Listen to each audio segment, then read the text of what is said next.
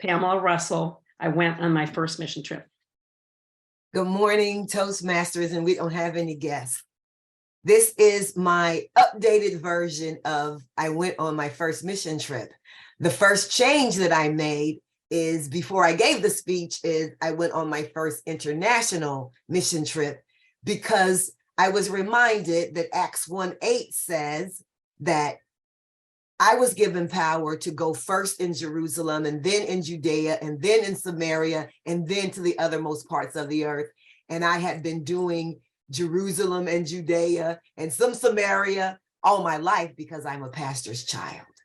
And because my father wanted a son and he got me, I got to do all the son type things that dads do with their sons. And I go everywhere with him. And so we went to hand out food, to pass out Bibles, to encourage.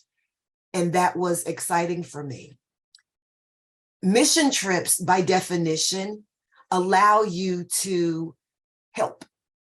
It's a volunteer position where you go, and it doesn't necessarily have to be outside of the country, the state, or even the city where you live. But the goal is to be inspiring. The goal is to let those who are less fortunate know that you care. For a believer, there's an additional part to being on a mission trip. Mark 16:15 says that you go to all the world and you preach the gospel. So when I decided that I would go to this international mission trip, the goal was to preach the gospel. I had no idea what that was going to be like for me. When I got ready to prepare this speech, I started to really think, what did this mean to me when I went? After some thought, I began to write. Questions came to my mind, and I'm going to share those questions with you. Question number one is, did I feel I would become so emotional that I stood in an orphanage and cried? Now, the reality is I am a bag of water and I cry about most everything. It is my go-to emotion. The only difference is, as I stood there, I couldn't process why I was crying. I've been to orphanages before. I've combed hair, I fed babies, so I didn't understand why there was such a great impact. My second question was, did I think that the people and the culture would cause me to have a culture shock so that I would return home changed and more appreciative? Well, I didn't think that that would happen, but that is exactly what happened. Even before I got home, I called my family and I said, everybody needs to go to a third world country just to interact and live among the people. And then you will know you have more than you think you have. There's no reason to moan and complain about not having the car that you want or not having the talent that that person has. These people are on Maslow's hierarchy of need, level 1. Food, shelter, warmth. If that's all that we had to be concerned about, there would be no need to be concerned because we have that and more. We have a shelter that you can walk in if you're homeless. There's no shelters there. We have thrift stores and flea markets where you can buy something at a discounted rate. They are the flea market. I really had to give that some thought. Question number 3, I asked, did I think that a little boy who didn't know me and I didn't know would come up to me and ask me to buy him a toy? Why did he pick me as I was writing?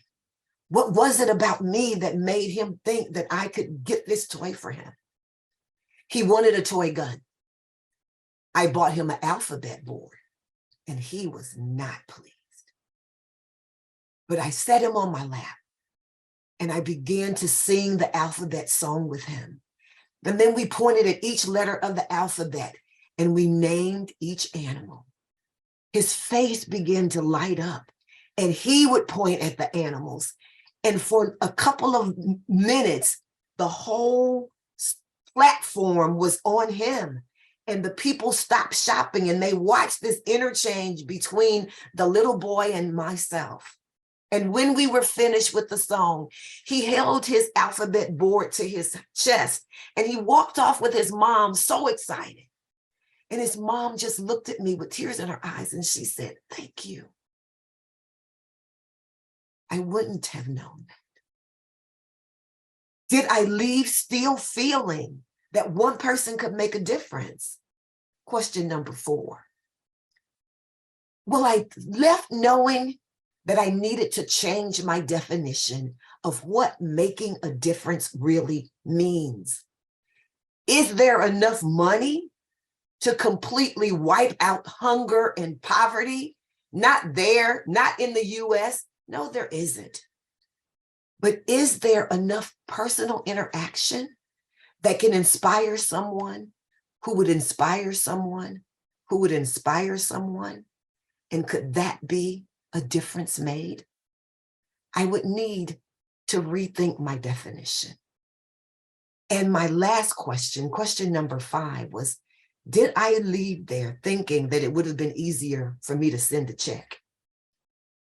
Well, on the one hand, it's dangerous there.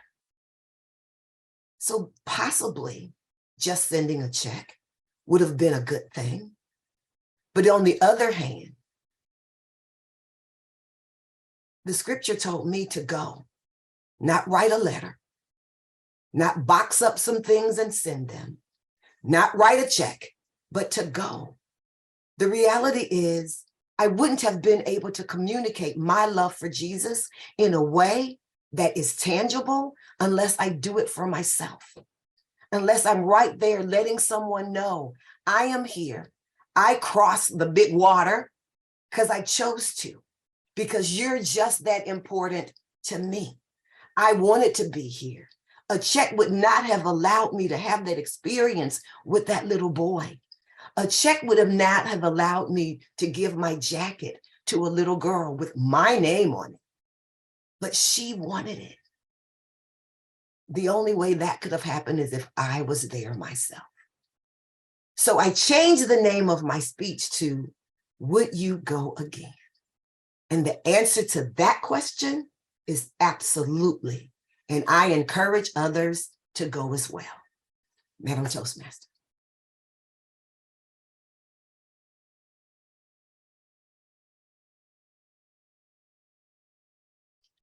Thank you, Pamela. Very heartwarming speech today. Please allow a minute of silence while we send our comments to Pamela about her speech today in the chat.